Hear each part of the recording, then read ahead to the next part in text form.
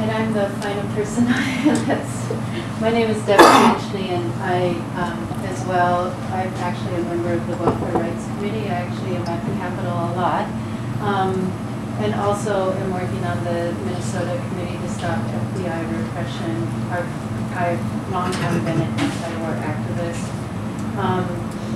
I want to talk as well about this concern. These teams were under the Joint Terrorism Task Force or whatever, so it didn't involve just FBI. There were other agents from different departments, including, like we said, the police. We believe that this domestic surveillance of the anti-war movement in our city, as was stated, began over 2.5 years ago. This is 2.5 years of ongoing surveillance, and apparently a grand jury has been going on, as noted in one of the subpoenas, for 1.5 years, investigating our movement in the city secretly.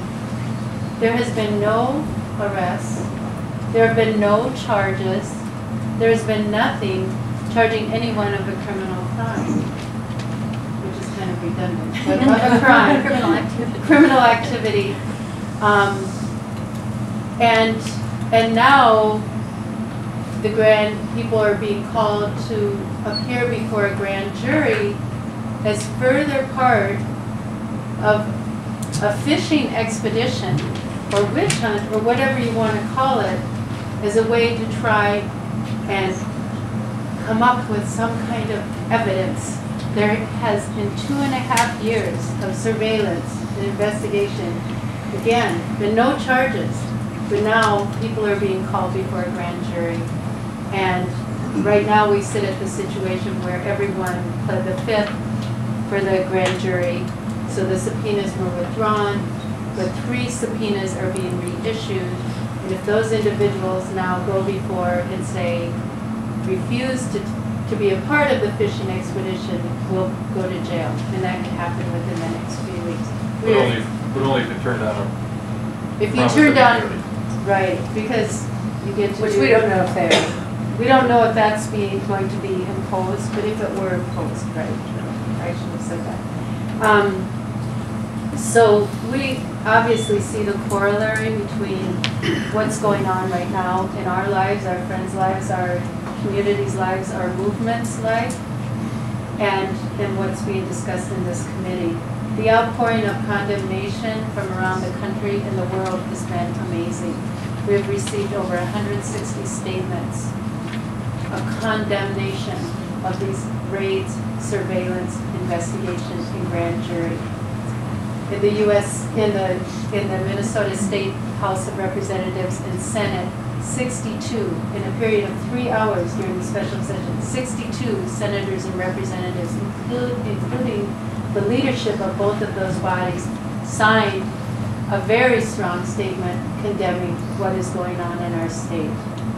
The AFSCME Council 5 unanimously passed a resolution condemning.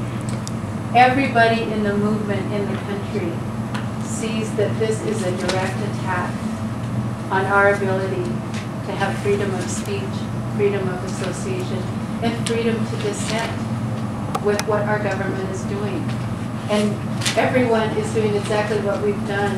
You know, I've been in the movement for over 20 years. Nobody is doing anything different than we've always done, but to speak out against the things that we see are wrong. And we have always understood that that is our constitutional right. And now there is a chilling effect. You can imagine. We just had, how old is Wayne? Wayne Whitman, I don't know if you all know him. 80-some-year-old Vets for Peace activist, active in the trade union. Traveled to Colombia, you know, to visit with trade unionists there who, you know, it's kind of a death sentence to be a trade unionist in Colombia. You get put on the list in the death squads and the paramilitaries, you can lose your life just for being involved in a trade union. He's over 80 years old. He is now afraid. He's afraid that something's going to happen to him, that he's going to wake up, and his children are afraid, and his grandchildren, that he might go out and the FBI are going to be at his door because he went to Colombia to bring back the stories of trade unionists that are being repressed in that country. The effect this is having on social justice activists and all of us who have done international solidarity is chilling. And what is done about this now is a precedent-setting event.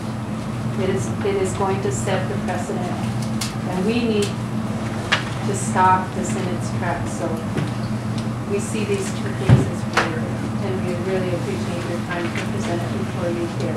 We're very concerned, and it's a frightening thing, and we hope everyone is frightened by this, whether you agree with the wars the U.S. does or whether you don't. It's really about, do we have a right to disagree with what the government does? Questions?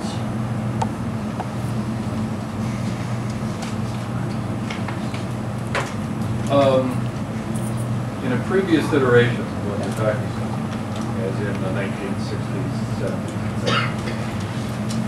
what the Congress devised and what to some extent the Minnesota legislature devised were laws that were intended to give you access to information in general terms as to what your government was doing and why it was doing it. That being the Federal Freedom of Information Act and the public parts of the State Data Practices Act. But in addition, they provided a way for individuals such as yourselves to get access to information and to challenge it on the basis that it's not accurate, etc. So my question is, have you been asking for information?